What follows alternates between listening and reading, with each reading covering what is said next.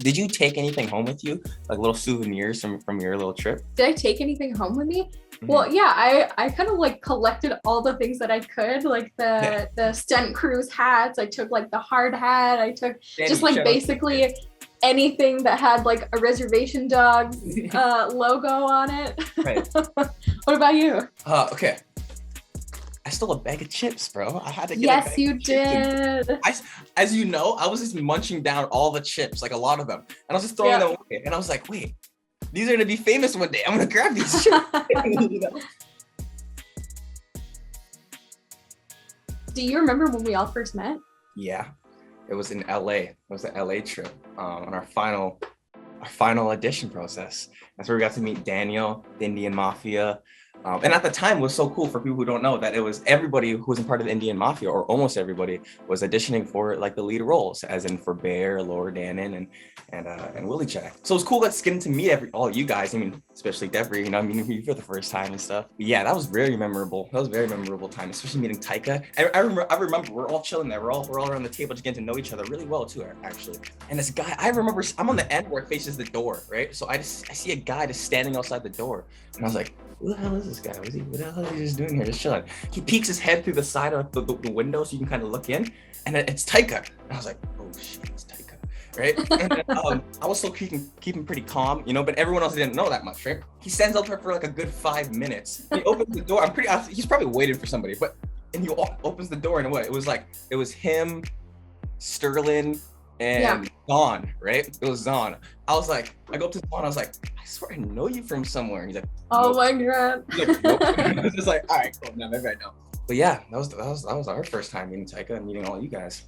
I mean, we were all so nervous, and like we just hung out in this room for like 6 hours and got to know each other. And I just remember like meeting Lane too, where he was there with like his Apple pods and was just like hanging out and would not stop talking about Godzilla. But we were all so nervous to meet Taika, and he was smaller than you too. Yeah, he was shorter than me at the time, and now he's got like a good foot on me. Yeah, exactly. What was your first impression of like the Indian Mafia or the Res Dogs and me?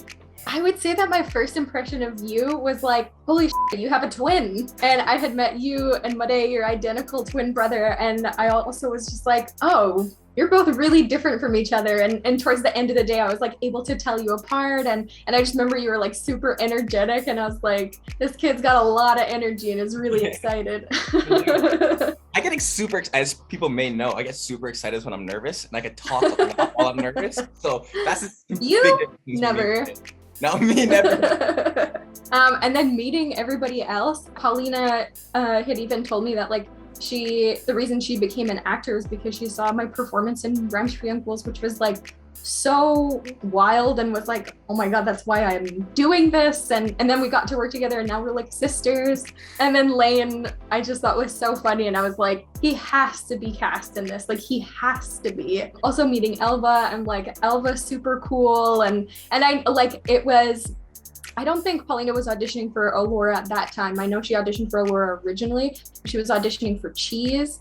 And then Elva, who plays Jackie, was auditioning for Allura. And I was just like, there's so many great people here. I don't know how they're going to choose. And it just kind of like all fell into the right places. And Sterling kept his word. Like he really found a role for everybody, except your identical twin, because like you share a face with him. Hey, keep that in mind for season 2. I think just like traveling to Tulsa together and all recognizing each other from the audition process, like it felt like we were already fast friends. But it was really while we were shooting the pilot, and Sterling, the showrunner whose life the entire series is based off of, who co-created it with Taika, he had shared with us while we were filming the memorial scene for the character Daniel, that Daniel's based off of somebody in his life. And that was something that really connected all of us. Like I shared a piece of me while we were filming that, and like we were all able to connect on that on such a personal level. And I think that was like the moment where I was just like, okay, these guys are my family now. Well, what's interesting is that during the whole pilot and the season 1, Dalton, who plays Daniel, stayed with me at my hotel the whole time because he was coming. He had to commute all the way from Seminole, right? And I was like, screw that, just come stay with me. It doesn't even matter. really what it is within the pilot, which we shot in 5 days, me and him became so close. After every single time I would come back home from set, we would just hang out. It's little things that we did. We did a little trip with us Okmulgee for the rodeo, and I love that. That was cool. That was amazing. Just these little moments that we found in season 1 and in the pilot that made us really connect. But exactly that I want to talk about is that scene with Daniel's scene in the pilot. I felt like that scene really brought us together, more as characters, as in Bear and as in Alora, but also as in exactly who we are, because we did share stories with each other that brought us to that feeling originally, but also that we can relate to.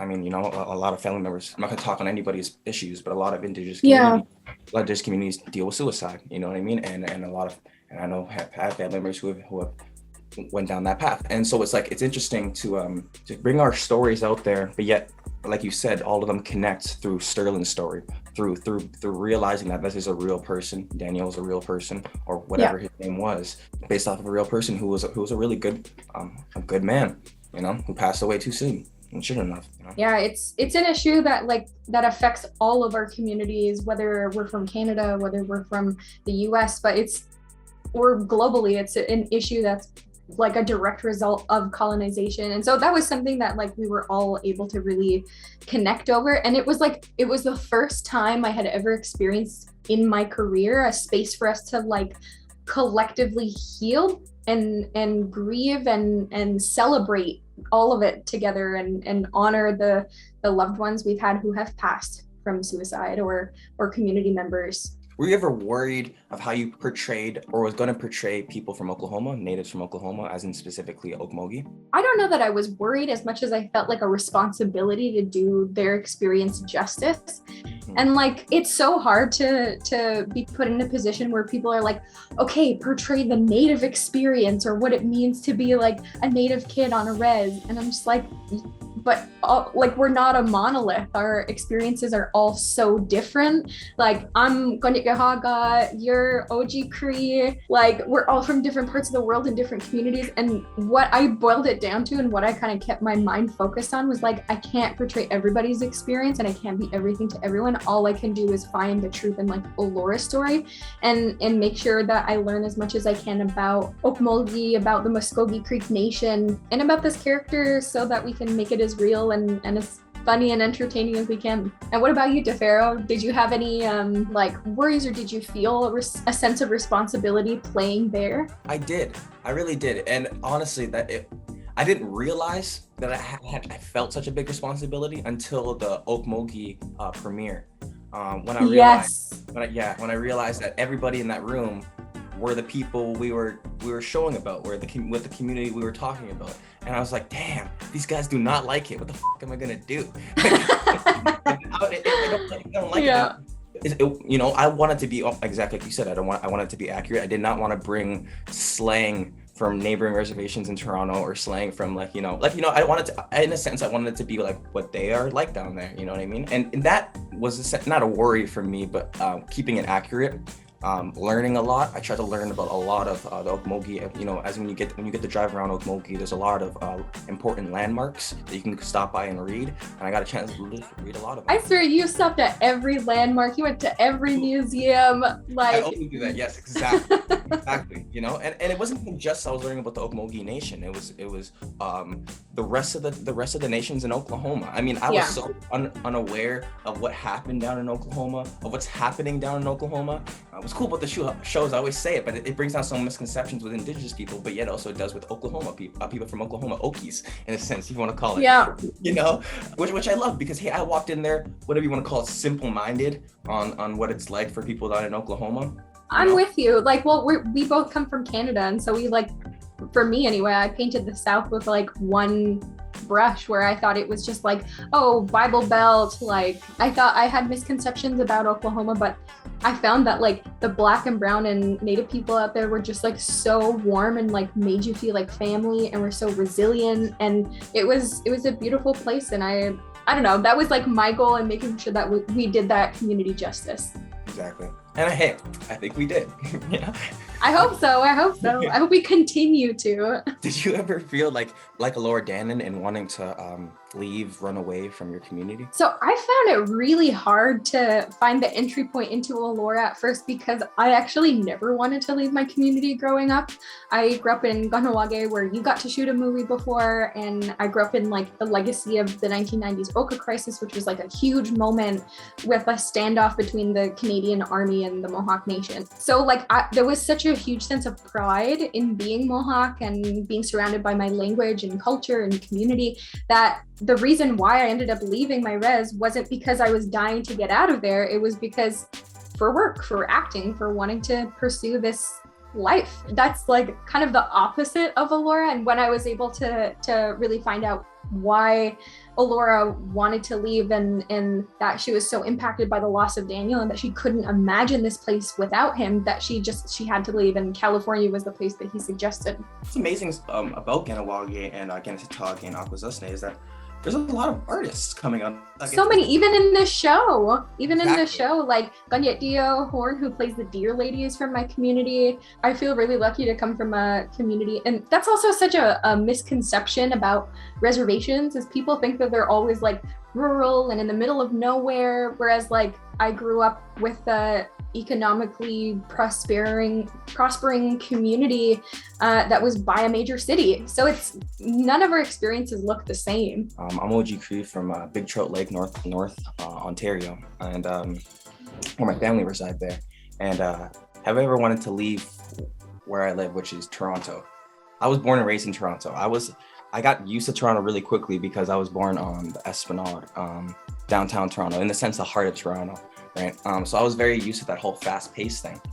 And then I moved up into East York, which is a very quieter area, and I like it a lot. Yes, I've always wanted to leave this place. I've always wanted to expand and go. I love traveling. As I love history, I love traveling. You know, it's true. So like, I've always wanted to just like, move around and just try new spots. But also, I thought, shoot, Toronto's like the biggest city in Canada. Where am I going to go that's bigger than this? You know what I mean? Like, well, we went to California. California, exactly. I got to go to California now. I mean, it's cool because it's kind of like the opposite of what it's like for the Canadian version of Res Dogs, specifically, like what they're trying to do. Like they're trying to run to California, which is like what pop culture sees as like a heaven, California. You know what I mean? It's the same thing. How, in my opinion, it's the same thing with a lot of people, how they see with Toronto. Right? They see Toronto as like the whole big city that you can just like go to. And it's funny because that's the opposite for me. I want to leave the big city. You know? So, do I relate to Bear Smallhill? Of course, on wanting to leave. We just have completely different, we're on the opposite end of the spectrum, if that makes sense, of location where we live, you know? Rural Oklahoma, Okmulgee, shut up. So D'Pharaoh, we're obviously buds. We're film family forever, but at the end of the season, Allura and Bear have a falling out. And so how do you feel about that as Bear, but also as D'Pharaoh? Good question, actually. Okay, I'll answer from D'Pharaoh. I think generally, in a sense, it was very much needed. It was like they were building a lot to that climax. It was needed, but maybe not in that way how it went down. Right? Fair. Like definitely needs to what our issues were with each other, as people may see in episode 4, What About Your Dad, and other episodes. We needed to talk more. We needed to like go over of how what our plan was and what my plan was, right? Because I needed to learn how to save money, which I was terrible at. Speaking of, on behalf of Bear. And what about you, Devery? What do you think? What do you think of our little? I wouldn't even say fallout. I would say like our climax, our tension between us. What do you think of all It was sad. It was sad to film, but also like for the story and for the sake of like these two friends who do love each other, but who just like can't seem to like get on the same page. It was sad, but from like an acting standpoint, I was just like, damn, D'Pharaoh killed this. I like felt you, and I was like, oh my god, like it's intense. But it was a lot of fun to work with you. It was also like one of the last days we were filming, and I felt like all of us were just so emotional that we had like gone on this whole journey together. But as for a story standpoint, it makes me feel sad for Allura, because like she doesn't have to be alone, but she just like doesn't know how to like open up and heal after encountering everything that she did with Daniel. And yeah, it sucks because I'm just like, you just gotta communicate, Allura. Exactly. So if we get a season 2, do you think, well, what do you think is going to happen? I'm in the dark, by the way, if anyone's going to ask me. I don't know what I think is going to happen, but what I hope is going to happen is like, I'm not sure which character, but I want to see like some kind of awkward teenage love interest happen with somebody. I want to see I want people snag. I want to see people get like their Indian hickeys going on. Like, yes. What is it? The Indian engagement ring is a hickey. Exactly. That's so funny. I want to see people snag out. Yeah. Okay, damn, that's actually a good answer. I kind of want to see that too.